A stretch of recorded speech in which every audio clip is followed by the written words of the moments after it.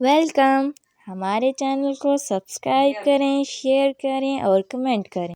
ضروری تو نہیں کہ ہر بار خوبصورت جگہوں پر خوبصورت لوگ ہی رہے۔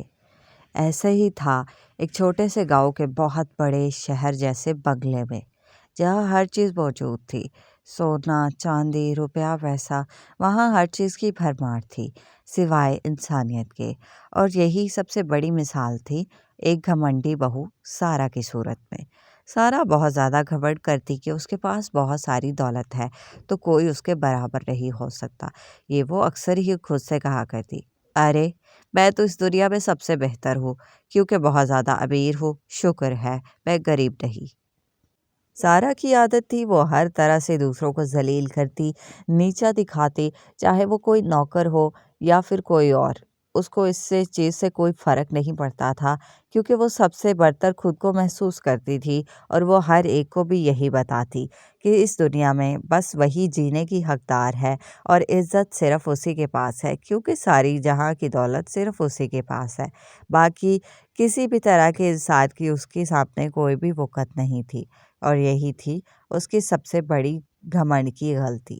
بیٹی میری بات دھیان سے سنو، ہمیشہ ہر ایک چیز دولت نہیں ہوتی، کبھی کبھار اپنوں کا ساتھ اور لوگوں کی اہمیت بہت ضروری ہوتی ہے، اور ہمیں یہ سمجھنا چاہیے۔ ماں جی آپ بتائیے، ذرا اتنی دولت ہونے کے باوجود کون ہے جو مجھے نہیں سنے گا؟ ہر ایک کو میری بات ماننی ہی ہوگی، کیونکہ اس دنیا میں صرف دولت کا سکہ ہی چلتا ہے۔ آپ کو کچھ معلوم نہیں، اس لیے آپ اس طرح کی باتیں کریں اور خود سے ہی کریں، مجھے ایسے کوئی فلسفے مت پڑھائیں۔ سارا کے گھمنڈ کی انتہا تھی اور وہ یہی کرتی تھی ہر بار۔ اسی طرح سارا کی نانی کچھ سالوں بعد اس کے گھر رہنے آئی تو انہوں نے کہا، سارا بیٹی ذرا اپنے ماں جیسے ذائقے کی چائے تو بنا کر لاؤ، بہت زیادہ دل کر رہا ہے میرا۔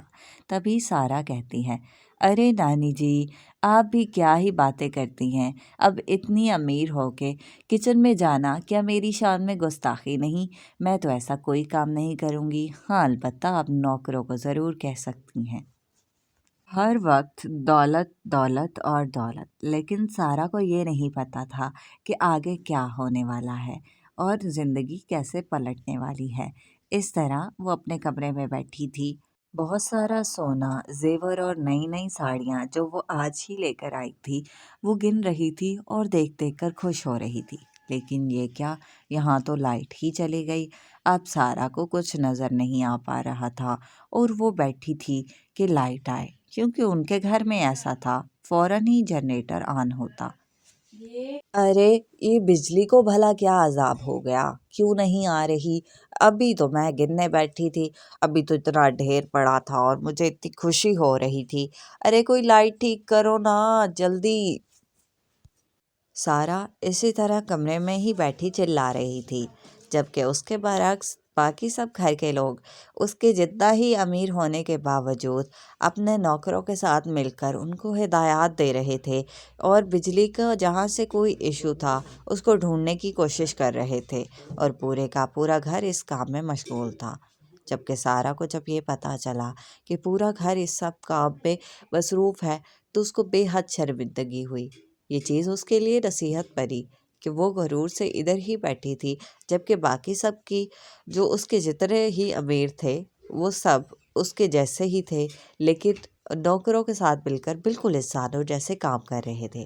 ارے ان سب کی تربیت کتنی اچھی ہے، اتنی ساری دولت ہونے کے باوجود میں نے اپنی ساس اور سسر میں کوئی گھمنڈ نہیں دیکھا، کتنے اچھے لوگ ہیں۔ اگلے دن جب اس نے اپنی ساس کو بتایا کہ اندھیرا ہونے کی وجہ سے ہر نوکر اس کے سامنے سے گزر جاتا اور اس کی کوئی بات نہیں سنی، تو ساس نے کہا، میں نے تمہیں اسی لیے کہا تھا، دولت ہماری سچی عزت نہیں کروا سکتی، اور یہی بات تم سمجھ لو۔ جی ماں جی میں بہت شرمندہ ہوں کہ میں نے انسانوں کو صرف دولت کے ترازو میں ہی تولا، اور اس بات سے مجھے بہت زیادہ شرمندگی ہے۔ میں آئندہ ایسا کبھی کچھ نہیں کروں گی اور اس چیز سے اب چھٹکارا پاؤں گی۔ اور تب سے سارا بہت عاجزی والی بہو بن گئی اور سب اس سے خوش تھے۔